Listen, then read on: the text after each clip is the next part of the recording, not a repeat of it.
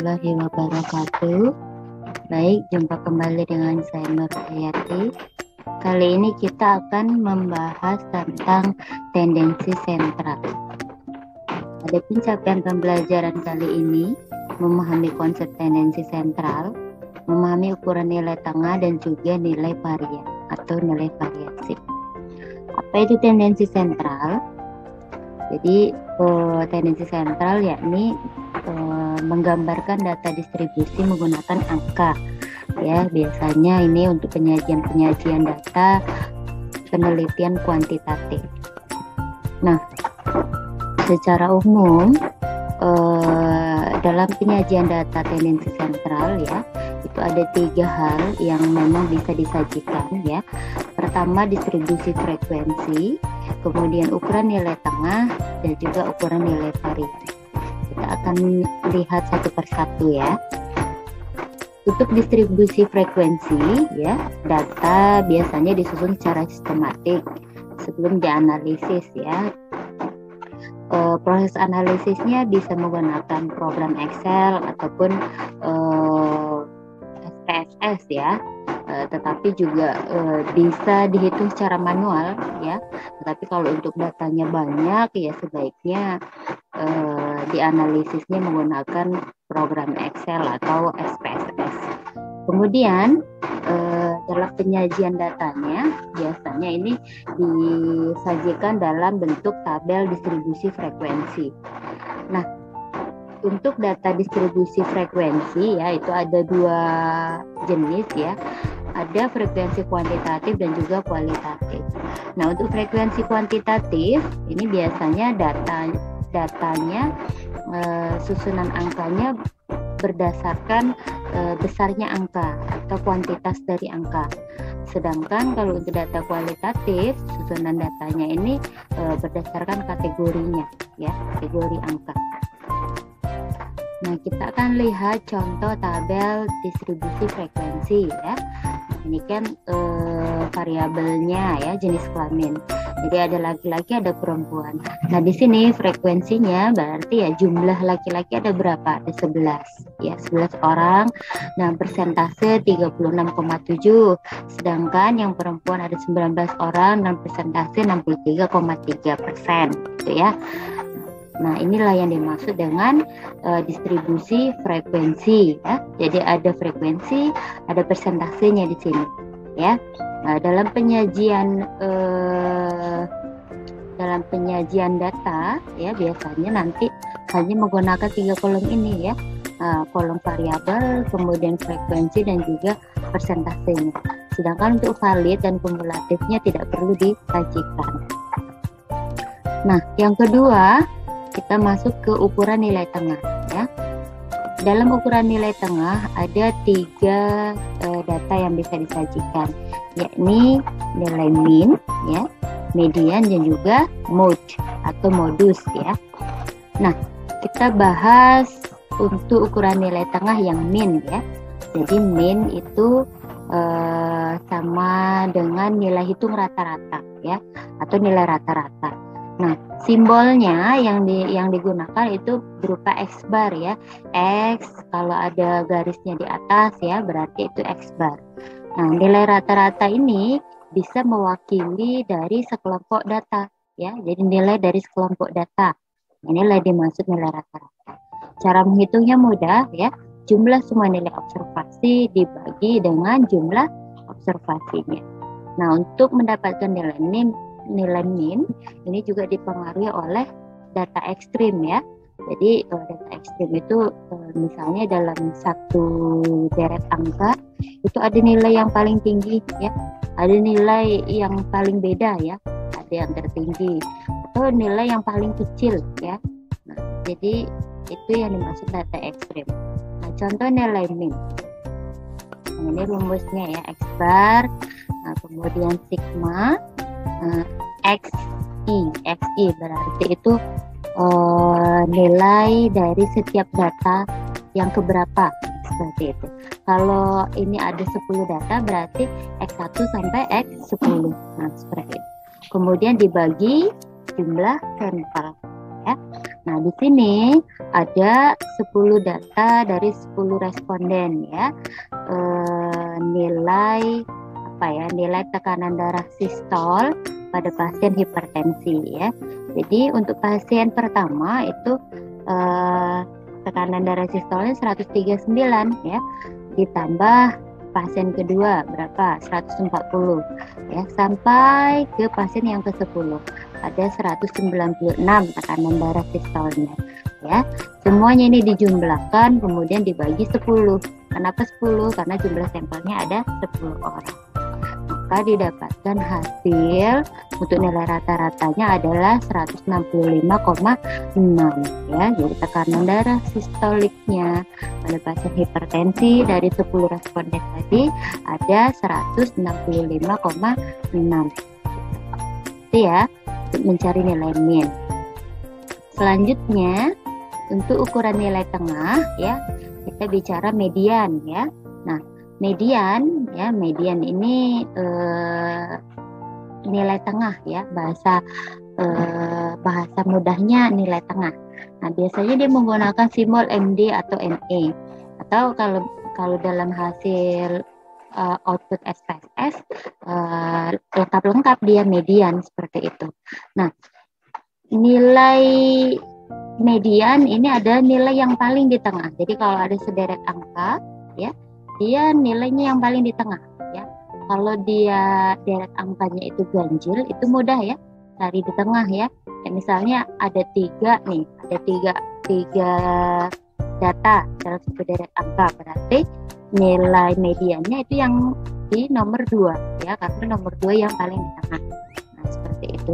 Tetapi jika dia datanya deret angkanya itu genap ya, maka posisi mediannya itu terletak antara dua nilai. Jadi N plus 1 dibagi 2 ya. Kayak misalnya ada 4 nih ya, dalam satu deret itu ada 4 angka, berarti nilainya yang nomor 2 dan nomor 3 ditambah ya kan, kemudian dibagi 2.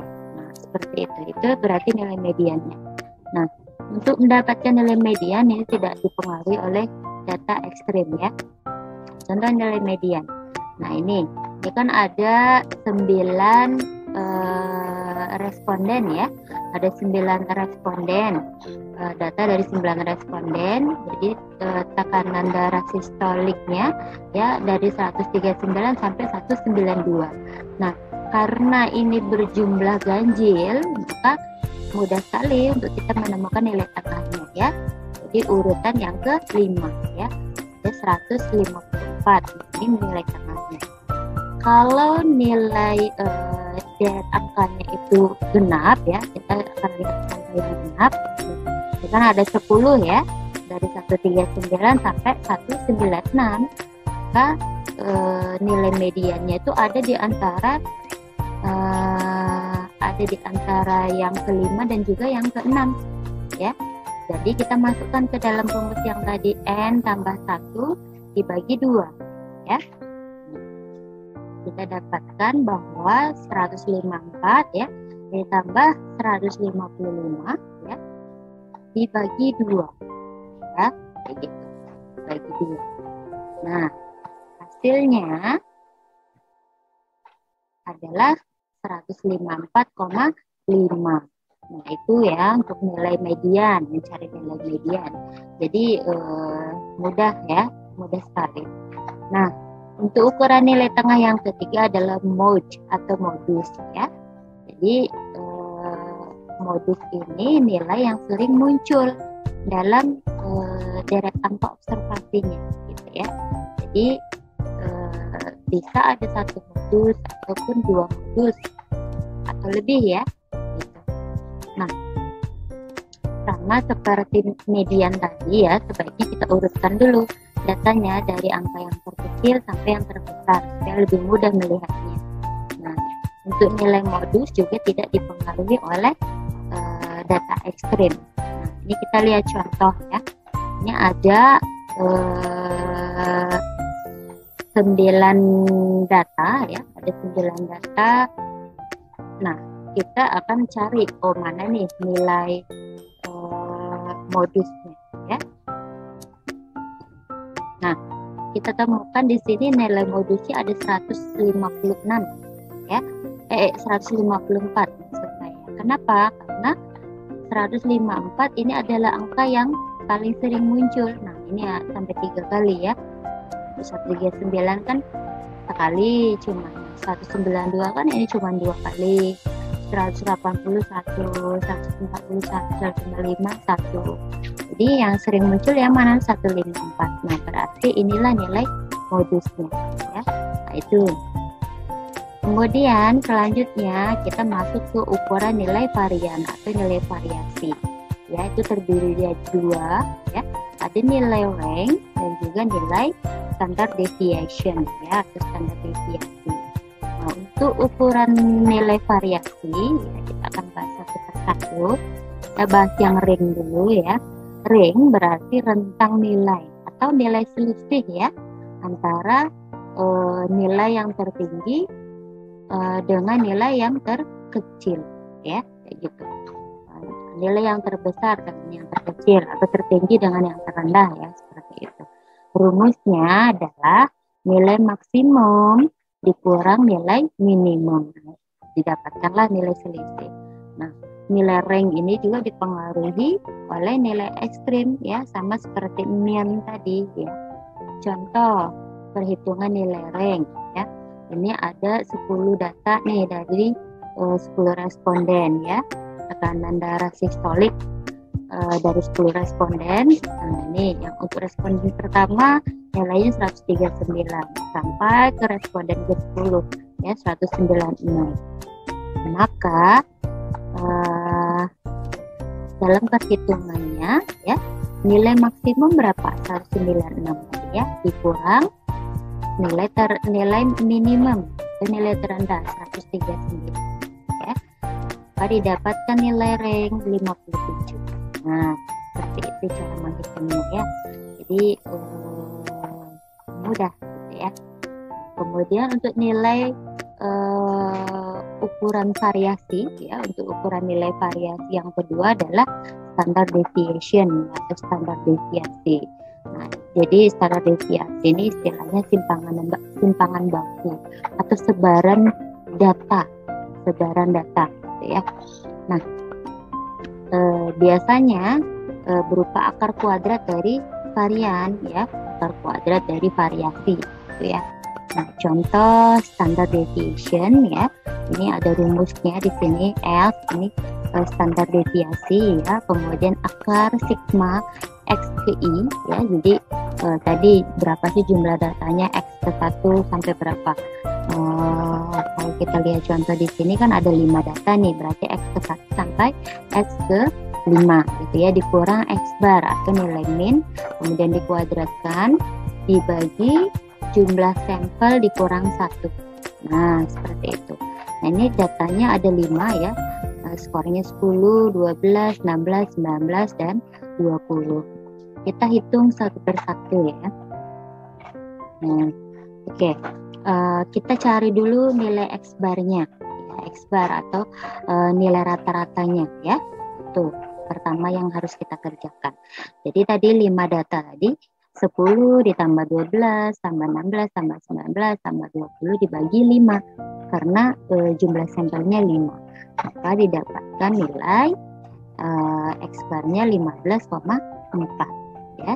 Setelah kita mendapatkan nilai rata-rata, kita cari nilai, kita masukkan ke dalam kolomnya ya, kolom tabel. Jadi X ke 1 sampai X ke 5 dikurang X bar ya. Jadi X ke 1-nya 10 ya, berarti 10 kurang 15,4 sampai ke 20 dikurang 15,4 ya. Maka didapatkan nilai min 5,4 sampai 4,6 ya. Kemudian kalau kolom ini sudah terisi, kita cari lagi kolom yang sebelahnya ya. Jadi dikuadratkan ya standar deviasinya. Nah, min 5,4 dikuadratkan sampai ke 4,6 dikuadratkan. Maka didapatkan hasil 29,16 ya untuk data yang pertama. Kemudian data yang kedua 11,56 sampai data yang kelima 21,16 ya. Oke. Nah, setelah itu baru kita cari nilai sigmanya ya. Jadi nilai sumnya di sini ya. Nah, data yang pertama sampai data yang kelima itu kita jumlahkan ya. 29,16 ditambah 11,56 sampai ke 21,16. Nah, ini dijumlahkan, totalnya didapatkan nilai 75,2. Setelah itu baru kita bisa masukkan ke rumus secara utuh. Dalam rumus secara utuh. Jadi standar deviasi sama dengan akar.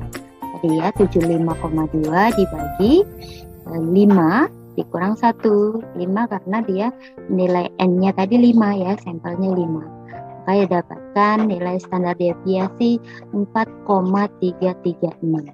Nah, seperti itu. Nah, sampai di sini teman-teman tidak perlu khawatir. Karena apa? Karena ketika nanti teman-teman sudah punya data, misalnya kan datanya pasti banyak ya kalau penelitian ya, tidak hanya 1 atau 2, tapi juga bisa 15, bisa 20, bisa di atas itu ya, bisa sampai ratusan gitu ya. Nah, untuk analisa data kan nanti dikerjakan menggunakan software ya, entah itu Excel, entah itu SPSS. Jadi untuk menampilkan nilai-nilai yang tadi, yang nilai deskripsi, kemudian nilai ukuran tengah dan juga nilai varian, itu bisa langsung diprogram dari SPSS-nya, misal seperti itu. Jadi kita bisa langsung temukan nilai min-nya, nilai standar deviasinya, ya, nilai rank, ya, atau nilai median, modusnya, ya, itu bisa langsung gitu, secara otomatis gitu. Kita tidak perlu menghitung secara manual seperti ini.